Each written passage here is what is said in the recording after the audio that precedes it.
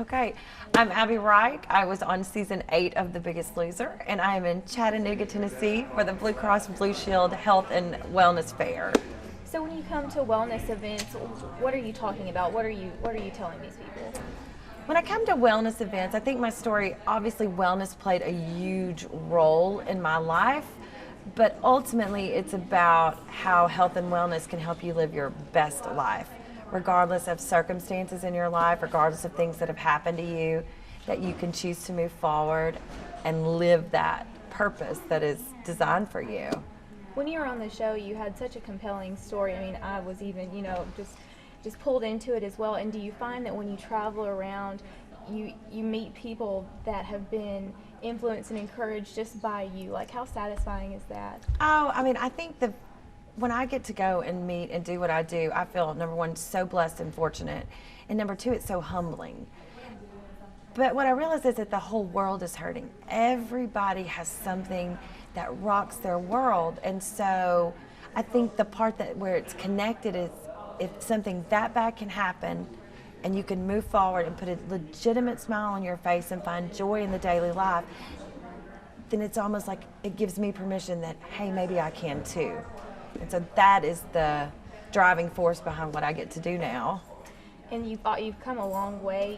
Everybody's seen you transform. And so now, I guess, like, what is your main goal? What are you trying to accomplish by traveling around and sharing your story? That's a great question. I'll make sure I would get thought on this one. I think my goal from the very beginning, when I first went on the show, was simply that I would feel better. I felt like I was just taking up space.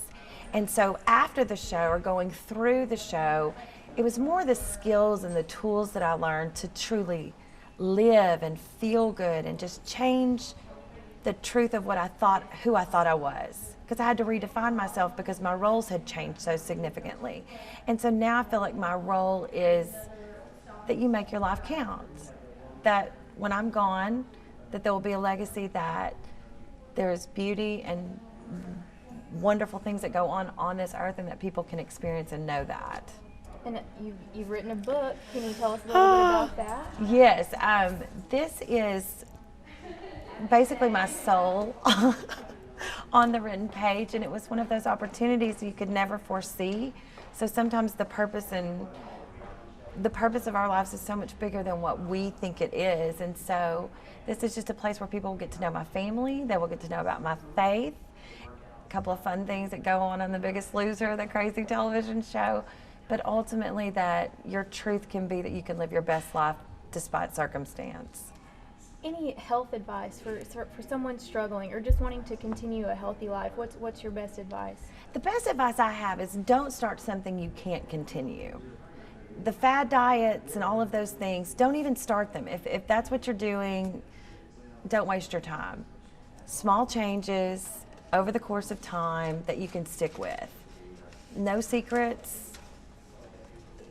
I wish there was a magic bullet, but there's not. It's just making smart eating choices and moving more. And then eventually that becomes who you are. And man, Chattanooga, I mean, there are so many opportunities, and this campus is out of control. It's so wonderful. I mean, it's just designed for people's success. And I think that's amazing too, so.